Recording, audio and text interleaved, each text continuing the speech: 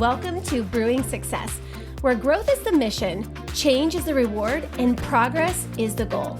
I am your host, Andrea Gebhardt. I'm a former educator turned passionate entrepreneur whose desire to create impact has never wavered. I have spent the last decade teaching, mentoring, and coaching people on how to create success in their lives and businesses with proven strategies and systems that not only bring about change, but big results. When it comes down to it, teaching is my specialty, leadership is my jam, and inspiring you to live a bigger, fuller life is what I'm all about. This podcast will give you the knowledge and tools you need to brew success in almost any area of your life. You're going to walk away each week feeling inspired, motivated, and ready to step outside your comfort zone and into the next level of who you're meant to be. Now let's get into today's episode.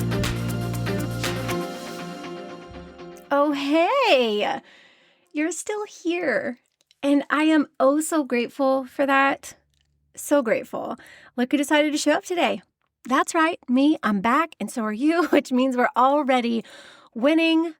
Welcome back to Brewing Success. If you are a returning listener, I have missed you more than I missed my morning coffee on a Monday. And if you know me at all, you know that's kind of a big deal.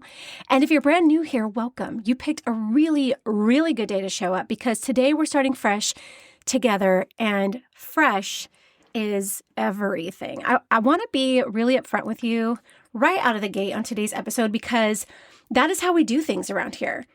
It has been a year since I posted a full episode, a full year.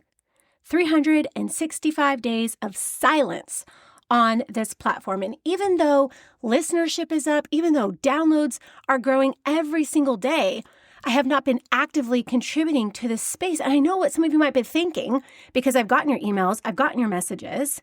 Andrea, did you quit? Is the podcast over? And absolutely not. Did I take a detour? Yes, a long one. But here is the thing about detours. Sometimes the detour is the destination.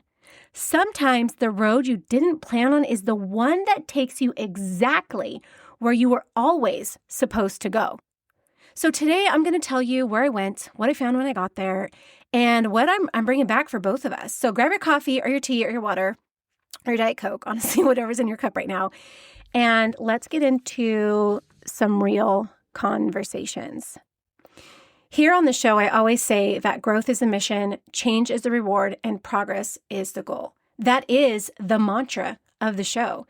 It was true the first time I wrote it, the first time I said it, and it is even more true today than it has ever been. So let's talk about 2025. And I don't know if you can relate to this, but 2025 had a whole entire agenda, and it did not even consult me before rolling it out. The biggest lesson of last year isn't something that's new to me. I've said this, I've talked about this, but it means something completely different. And it's this.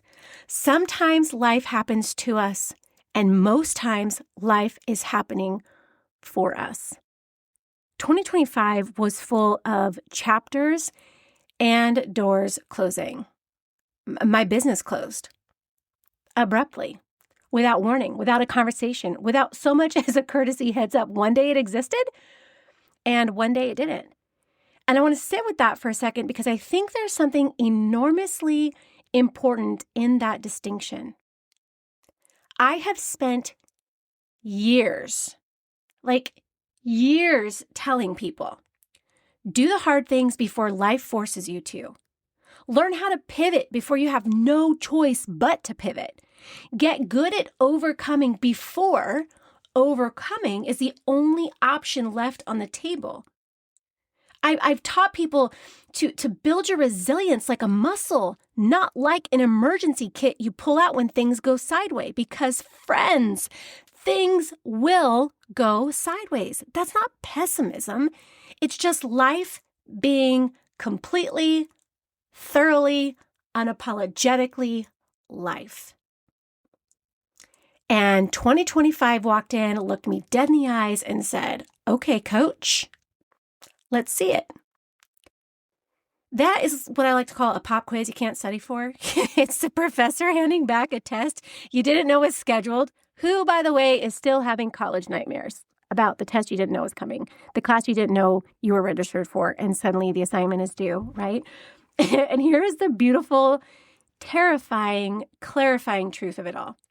You find out very quickly what you actually know versus what you thought you knew. There's a big difference between talking about resilience on stage, on a podcast, at a conference, and actually needing it at 2 p.m. on a Friday when your whole business model just disappears. On top of that, I was also navigating the end of a difficult personal relationship. And look, I'm not here to air anyone's business or make this a tell-all. What I will tell you, though, is that sometimes the things that we hold onto the longest are the things we needed to release first. And letting go, really letting go, is one of the hardest and most loving things that you can do for yourself. So here I was, new chapter, no business, personal life in transition, staring at the blank page of what comes next. And you know what? I made a deliberate choice. I chose to pause the podcast rather than give it a watered down, going through the motions version of what it's supposed to be. Because you deserve my best, not my survival mode minimum, my actual best. The pause wasn't the problem.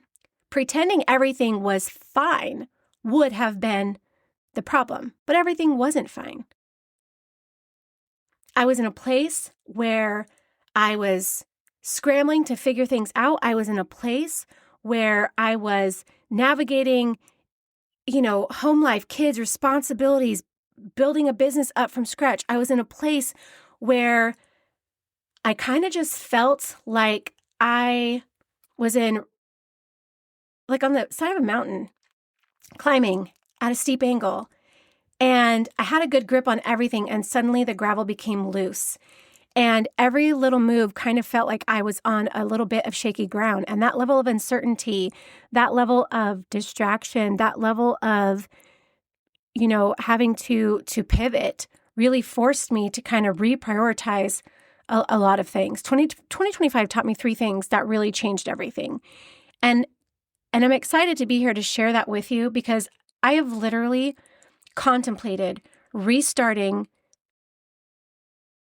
this series. I have gone back and forth. I have wrestled the guilt and the shame, the disappointment, feeling like I'm letting my listeners down, my audience down. You guys, man, feeling so many feels around all of that. But at the end of the day, I just knew that I would know when I felt ready to come back. I would know when I had the right things to say. I would know when the message and the mission came back into alignment. And literally, just a handful of days ago, I felt it, like a surge of energy, like a knowing, like a calm, like a sense of peace. It was. You just know. You know those moments when you just know, right? So here's where we get into the good stuff, because I did not go through all of that just to come back to you and be like, well, that was rough. Anyway, moving on. No, every hard season that we experience is a classroom. And so over the last year, I took notes. And here are 3 things I learned this year that I genuinely believe will change the way you move through whatever you are navigating right now. The first one is this: a pause is not a period, it's a comma. We are wired, especially as driven, ambitious, purpose-led people, to treat any stopping point as stopping for good. Like the moment we slow down, the whole story is over. But friend, that is not punctuation, that is panic. A pause is a comma. It's the breath in the middle of a sentence, not the end of it. And sometimes the most powerful thing a leader, an entrepreneur, a human being can do is to stop long enough to remember why they started and whether the direction they were running still makes sense. Think of it kind of like your GPS in your car. When you miss a turn, your GPS doesn't shame you.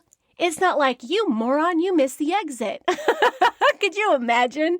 As if road rage isn't enough of a problem. Your GPS doesn't shame you. It does not shut off.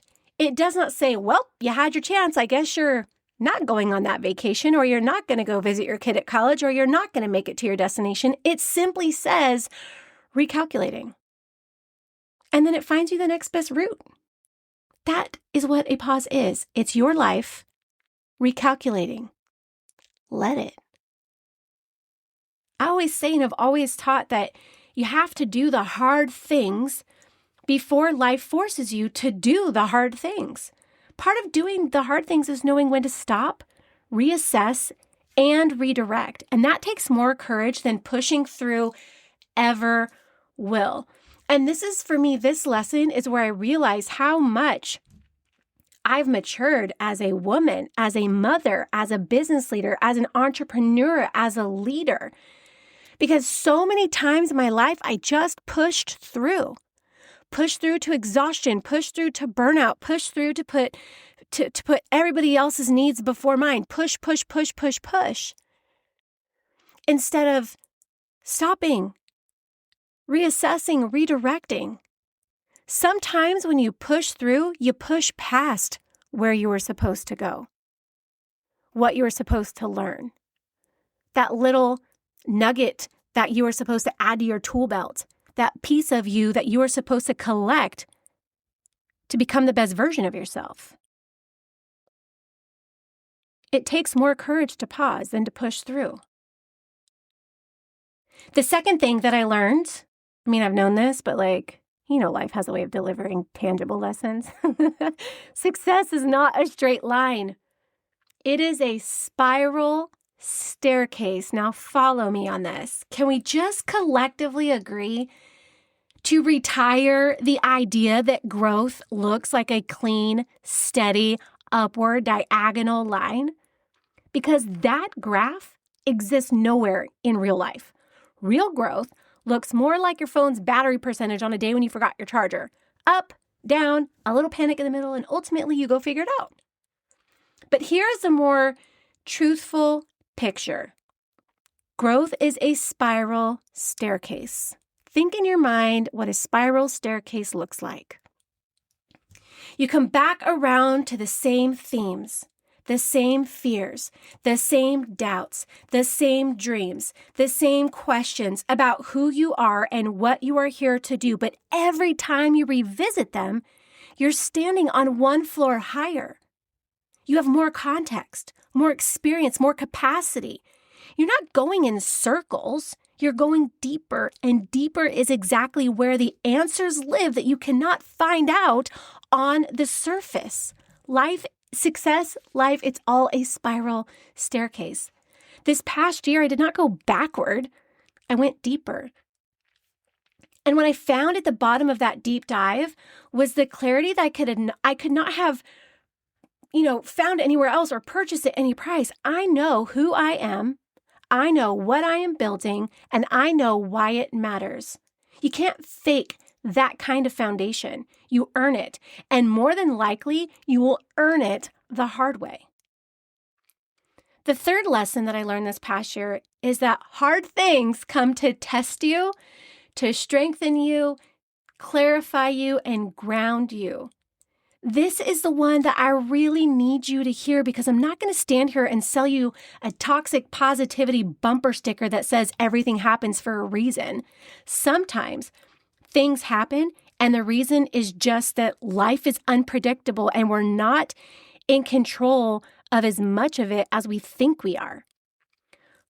What I will tell you is this: every hard thing that has come for me has ultimately served me.